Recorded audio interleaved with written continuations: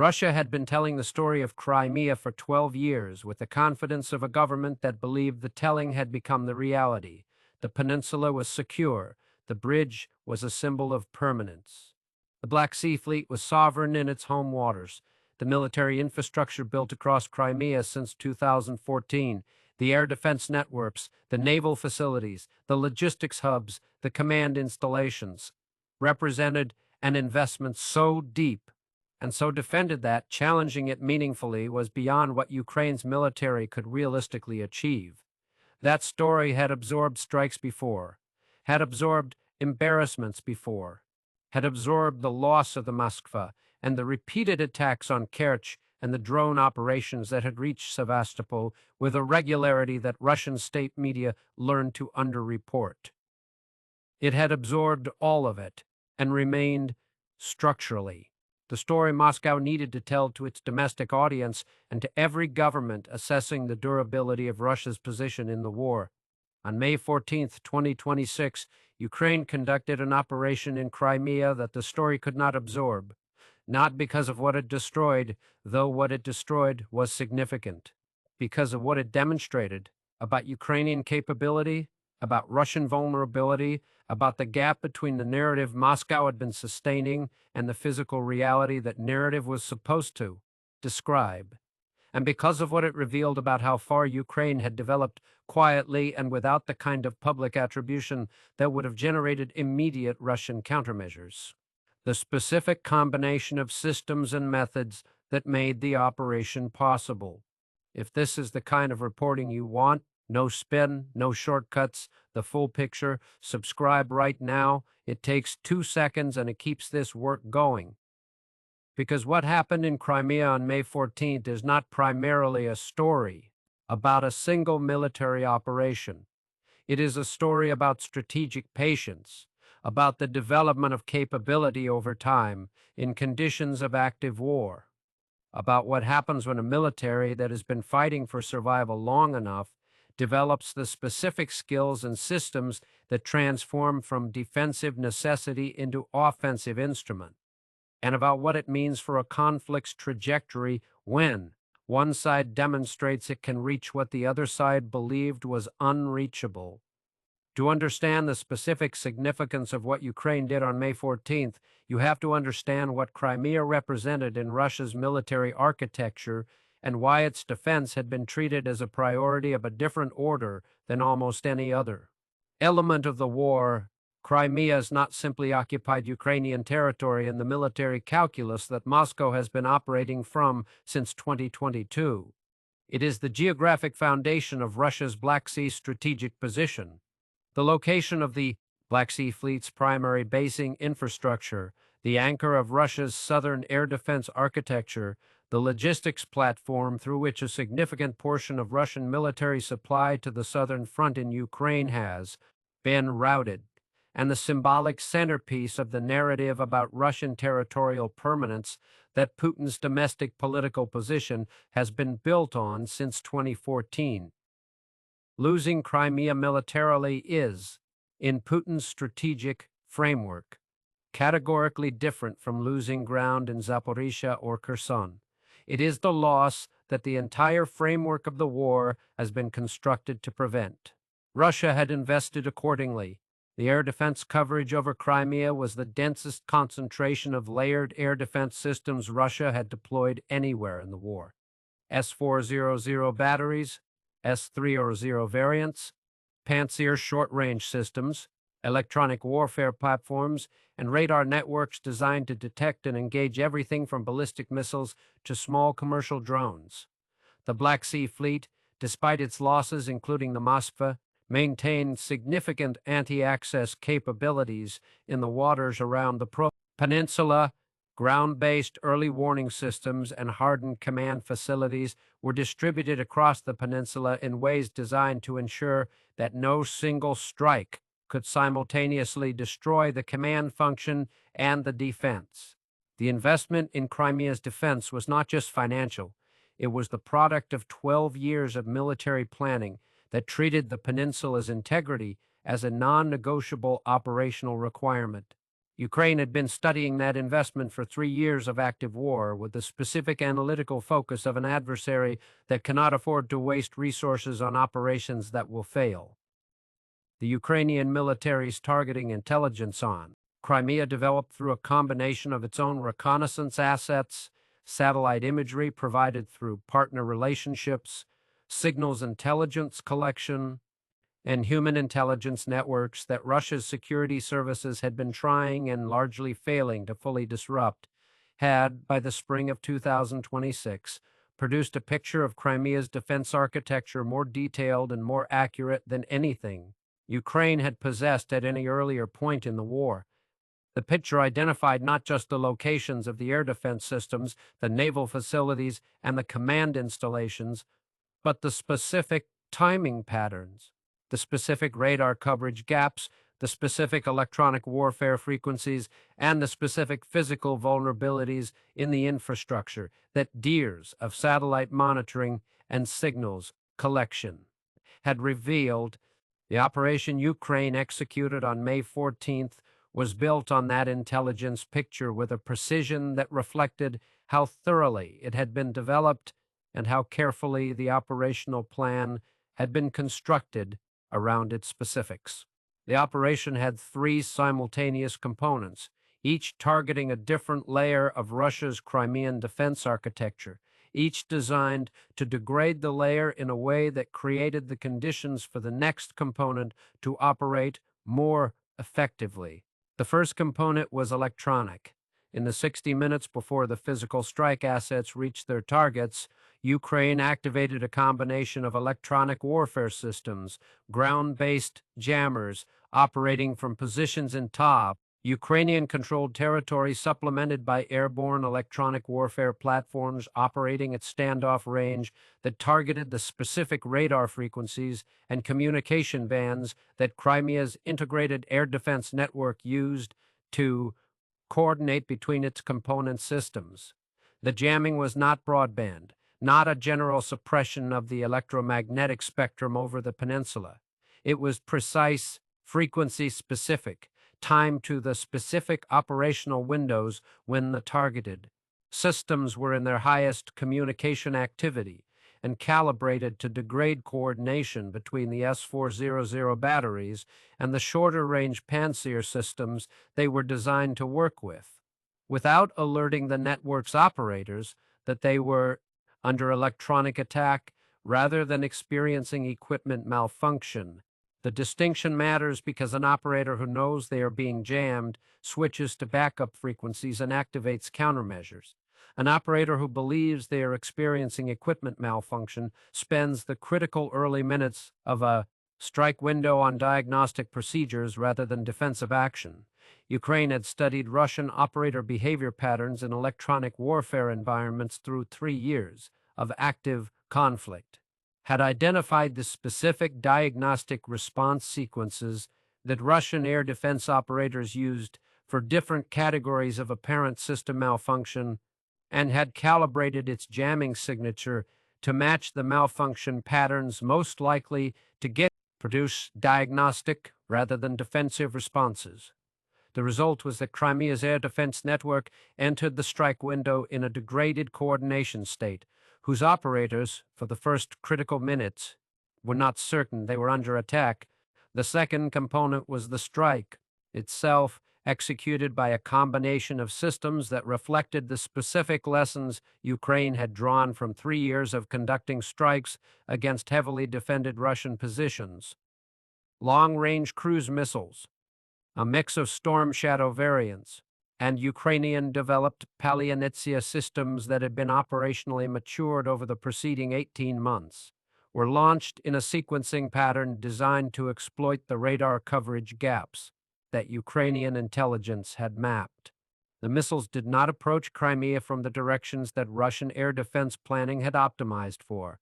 They approached from vectors that the radar network's geometry created shadow zones in, vectors that required the defending systems to operate at the edges of their detection envelopes, where discrimination between targets and background clutter is most difficult and engagement geometry is least favorable.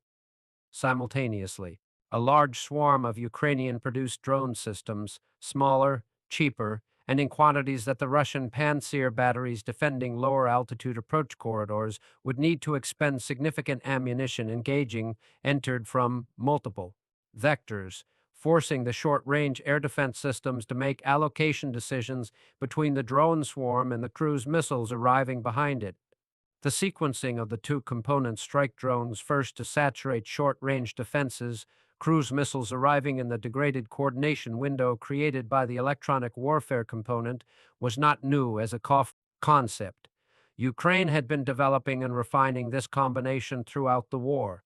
What was new on May 14th was the scale, the precision of the electronic warfare integration, and the specific targeting package the cruise missiles were carrying against specific aim points that Ukrainian intelligence had identified as the highest value targets in Crimea's military architecture. The third component was the one that produced the most immediate strategic impact, and the one that Russia found hardest to conceal from its domestic audience, despite significant initial efforts to manage the information environment. Ukrainian Special Operations assets, personnel who had been infiltrated into Crimea through maritime routes in the days before the operation, coordinating with Ukrainian intelligence networks on the peninsula, activated at the moment the physical strike reached its targets, providing terminal guidance for several of the cruise missiles against their specific aim points, and, in two specific instances, conducting direct action against secondary targets that the precision munitions were not allocated to. The presence of Ukrainian special operations personnel inside Crimea during the strike was the element of the operation that the Russian security services found most alarming in the hours after the strike, because it indicated a depth of Ukrainian intelligence penetration of Crimea's security environment that the FSB's counterintelligence operations had failed to prevent. What the operation struck was a target set that had been selected to maximize both military degradation and the difficulty of Russian information management in the aftermath. The primary targets were the headquarters facility of Russia's Black Sea Fleet at Sevastopol, struck for the second time in the war, but this time with a precision and penetration that produced structural damage to the facility's primary command building that satellite imagery confirmed within hours. The Sakier base in western Crimea, which had been reconstructed and partially restored since the 2022 Ukrainian strike that destroyed much of it, and whose operational aircraft and fuel storage were again significantly damaged, and a logistics hub in the northern part of the peninsula through which Russian military supply had been routed to the Zaporizhia front. The secondary targets struck by the cruise missiles that Ukrainian Special Operations targeting had guided to their specific aim points were two S-400 battery positions whose destruction created a gap in Crimea's air defense coverage over the western approaches to the peninsula, a gap that Ukrainian military planners assessed as operationally significant for future operations and that Russia would require weeks to repair even if replacement systems were available, which the current state of Russian air defense production made uncertain. The immediate Russian response was what it always is in the first hours after a significant Ukrainian strike on Russian-controlled territory, a combination of denial, minimization, and information environment management that begins with official silence, moves to acknowledgement of a Ukrainian attack repelled with minimal damage, and then gradually adjusts toward an accurate account as satellite imagery, social media posts from Crimea, and independent reporting make the minimization untenable. The adjustment process takes longer when the damage is more significant because the information management effort is more intensive, and the May 14th operations damage was more significant than almost any previous Ukrainian strike on Crimea had produced. Russian state media's initial reporting described the operation as a Ukrainian attack, largely defeated by Crimea's air defense systems, with limited damage to non-critical infrastructure. That reporting lasted approximately 4 hours before satellite imagery from commercial providers showed the Black Sea Fleet headquarters building with its roof collapsed, the Saki airbase with multiple aircraft visible, as destroyed hulks on the apron, and smoke rising from the northern logistics hub in quantities inconsistent with limited damage to non-critical infrastructure. Social media posts from residents of Sevastopol, despite Russian authorities' efforts to restrict communications in the immediate aftermath, had been circulating globally for 2 hours before the satellite imagery arrived, providing ground-level visual confirmation of damage that the official account could not accommodate. By the evening of May 14th, Russian state media had moved through 3 successive revisions of its damage assessment, each acknowledging more than the previous, while continuing to frame the overall operation as a Ukrainian failure that had been largely defeated by Russian defenses. The framing became progressively less credible with each revision, and its progressive loss of credibility was itself strategically significant, because the domestic Russian audience that Russian state media is primarily designed to manage had spent an evening watching the official account adjust repeatedly toward a reality that the initial account had denied. And that process of visible adjustment is precisely the dynamic that the Russian information management system is designed to prevent. Putin's response to the operation moved on 2 tracks that had become the standard Russian government template for managing significant Ukrainian military successes. The public track was the military channel, an announcement of retaliatory strikes on Ukrainian military infrastructure, the activation of additional air defense reinforcements for Crimea, and public statements from the Defense Ministry, framing the operation as evidence of Western escalation through the provision of long-range strike systems to Ukraine, rather than as evidence of Ukrainian military capability. The private track was the security channel, an FSB investigation into the intelligence breach that had allowed Ukrainian special operations personnel to operate inside Crimea, a review of counterintelligence procedures across the peninsula, and an internal military assessment of the air defense failures that had allowed the electronic warfare component to operate as effectively as it had. The internal assessment was, by accounts of officials briefed on its preliminary findings, deeply uncomfortable reading for the Russian military command. The electronic warfare component's effectiveness was not primarily attributable to Ukrainian systems being more capable than Russia's counters. It was attributable to Ukrainian operators having developed through 3 years of active learning in a live conflict environment, a more sophisticated understanding of how Russian air defense networks actually behave under stress than the Russian systems designers had anticipated adversaries would develop. The gap was not technological. It was experiential, the product of the specific kind of military learning that only happens in active combat, accumulated over time by an adversary with both the motivation and the operational tempo to develop it, faster than the defending side could adapt its systems to prevent it.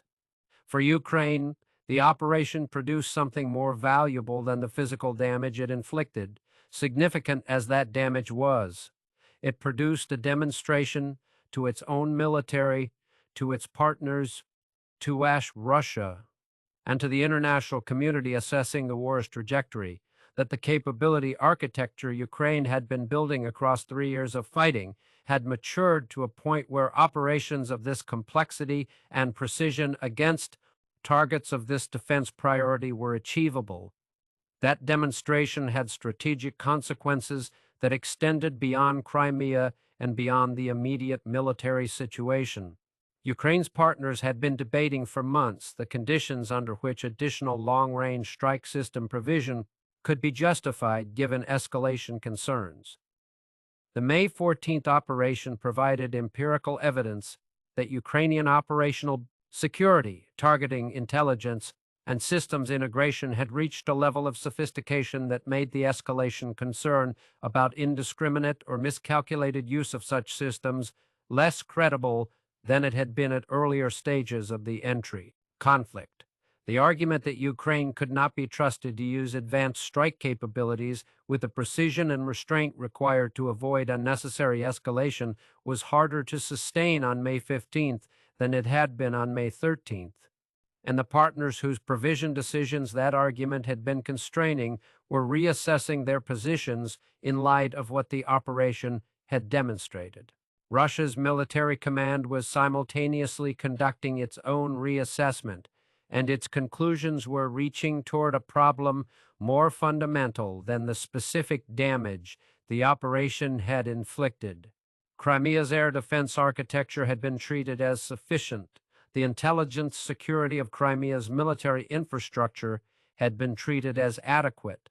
The assumption that Ukrainian special operations could not operate inside the peninsula and the proximity required for terminal guidance had been treated as realistic. Each of those treatments had just been shown to be wrong, and being shown to be wrong about the security of the most strategically important territory Russia holds in the conflict is a different order of problem from being wrong about the defensibility of a frontline position in Zaporizhia. The specific humiliation in what Ukraine had done was not the physical damage, though the physical damage was real and militarily significant. The humiliation was the demonstration that the security architecture Russia had built around Crimea, the layers of air defense, the electronic warfare systems, the counterintelligence apparatus, the maritime access controls, had been studied, understood, and successfully penetrated in multiple dimensions simultaneously by an adversary that Russia's official narrative had consistently characterized as militarily inferior and dependent on Western systems for any capability it could demonstrate. The narrative had just met its most direct empirical refutation since the sinking of the Moskva, and it had met it in the place the narrative was most invested in protecting. Moscow cannot hide the damage, not the physical damage, which satellite imagery has already documented and which will require months and resources. Russia's defense industry is struggling to supply to repair, and not the deeper damage to the credibility of the account. Russia has been giving its domestic audience about Crimea's security to the confidence of Russian military planners about the reliability of the assumptions their Crimea defense architecture was built on, and to the strategic narrative that has treated Russian control of the peninsula as a permanent and uncontestable reality rather than a military position that a sufficiently capable adversary has now demonstrated it can reach. What Ukraine struck on May 14th was infrastructure. What it hit was something harder to repair. What do you think? Does the May 14th operation represent a genuine turning point in Ukraine's capacity to threaten Russian strategic positions, or is Crimea's fundamental military value to Russia sufficient that Moscow will absorb this and adapt? Drop your answer in the comments below. Every comment pushes this video to more people who need to see the full picture. And if this is the kind of reporting you want, complete, independent, no shortcuts, no spin, subscribe. This channel covers what others skip. It is fully independent, and the support link is below. Every contribution goes directly into keeping this work going.